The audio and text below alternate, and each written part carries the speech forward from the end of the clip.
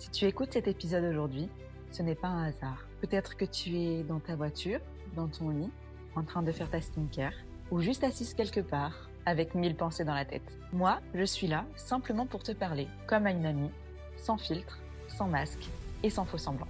Bienvenue dans Elle, un podcast pour les femmes qui avancent avec douceur, mais qui portent aussi une ambition silencieuse, parfois lourde, parfois confuse. Aujourd'hui, j'aimerais qu'on parle de quelque chose de fondamental. Quelque chose qui change absolument tout dans la vie d'une femme. L'estime de soi. Pas la confiance qu'on montre, pas l'image qu'on projette, mais ce que tu penses de toi quand personne ne te regarde. Si parfois tu te demandes pourquoi tu doutes, pourquoi tu hésites, pourquoi tu t'auto-sabotes même quand tout va bien, reste avec moi, cet épisode est important. Pendant très longtemps, j'ai confondu confiance en soi avec estime de soi. La confiance, c'est ce que tu ressens dans une situation donnée, alors que l'estime, c'est la façon dont tu te regardes profondément. Tu peux paraître forte, réussir à avancer, réussir à te dépasser, et pourtant, penser tout au fond de toi, je ne suis pas assez. J'aimerais être différente. Je dois faire encore plus pour mériter mon amour propre, ou même l'amour des autres. Si j'échoue, c'est que je vaux moins.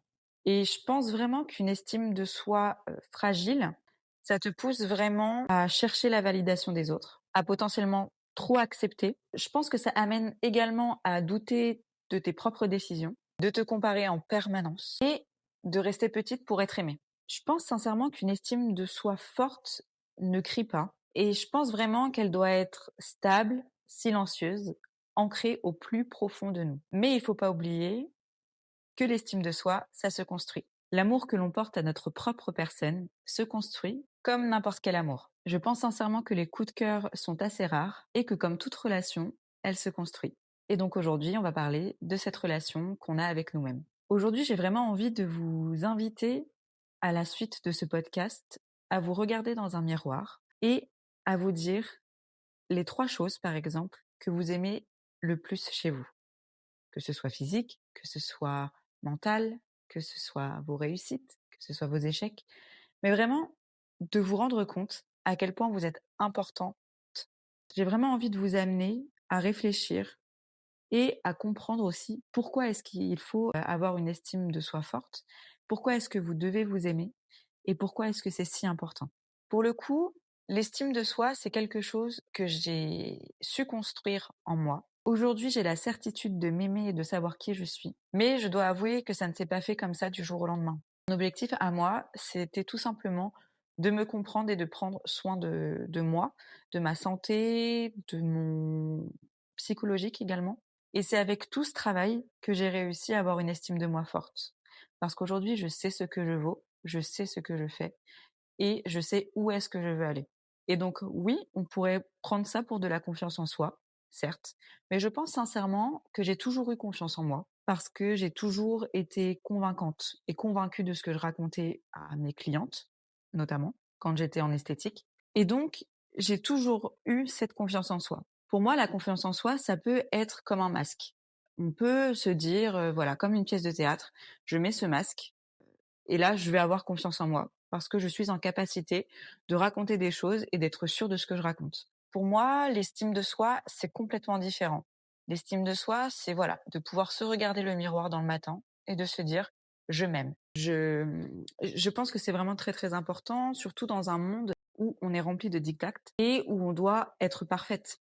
Mais la perfection n'existe pas et je pense sincèrement qu'il faut être en accord avec ça pour pouvoir justement s'aimer beaucoup plus. C'est d'ailleurs pour ça que j'ai décidé de faire ce podcast. Pendant longtemps, je pensais que mon estime dépendait vraiment de mes résultats, de ce que je faisais et de la valeur que je donnais aux gens. Donc effectivement, qu'elle dépendait de mes réussites et surtout de comment les gens voyaient cette réussite. Et c'est vrai que quand ça allait, je me sentais bien. Et pour le coup, quand j'avais des moments un peu plus compliqués dans ma vie, eh ben, je me remettais totalement en question. Ce qui peut des fois encore être le cas, hein. Et aujourd'hui, quand je me remets en question, je ne remets pas en cause l'estime que j'ai pour moi.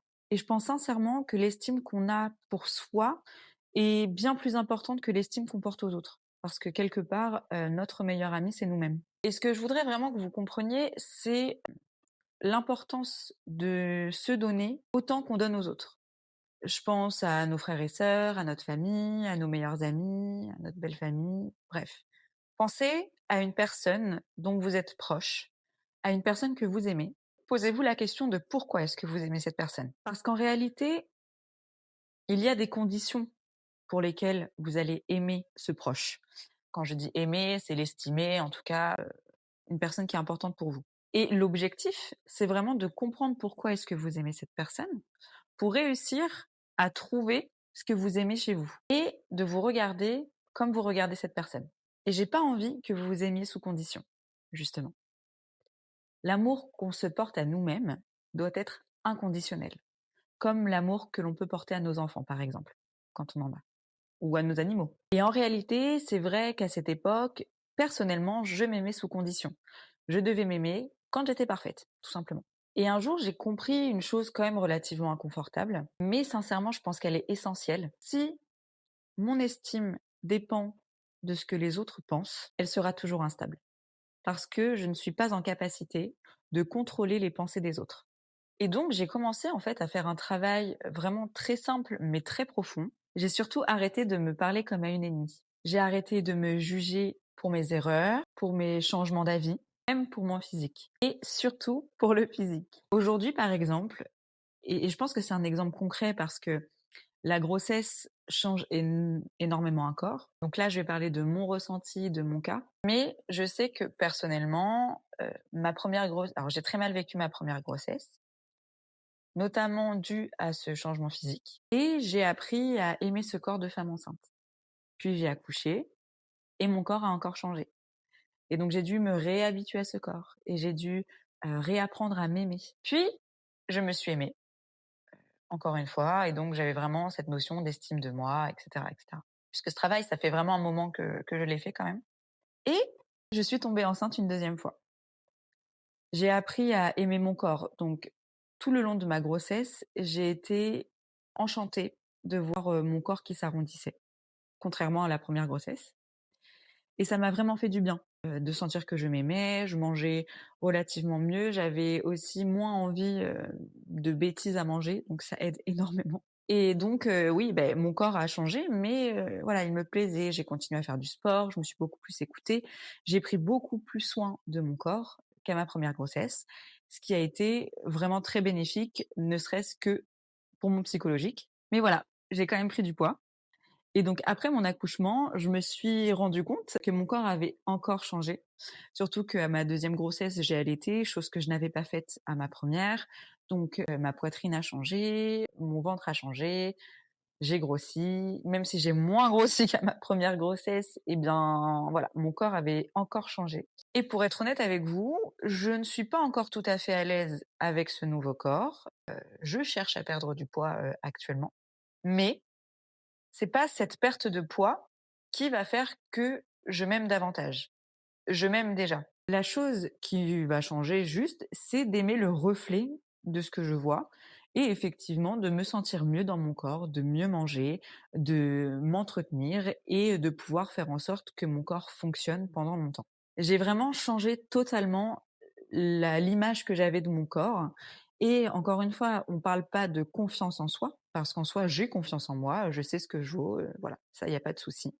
Mais c'est effectivement d'aimer ce qu'on projette et ce qu'on rejette. Je me suis vue il y a quelques années et pourtant, Dieu sait que j'étais bien plus mince que ça, pleurer devant le miroir parce que une de mes robes avait craqué au niveau de la poitrine. J'ai pris très rapidement de la poitrine et c'est vrai que ça a été très dur pour moi. Je suis passée, d'un, je sais pas moi, je crois, 90 B, à un, 100 D, en l'espace d'un an peut-être et donc pour moi ça a été très, très dur et je suis allée jusqu'au E, hein. C'est d'ailleurs ce que je fais encore également, mais bon bref, ça c'est un autre sujet.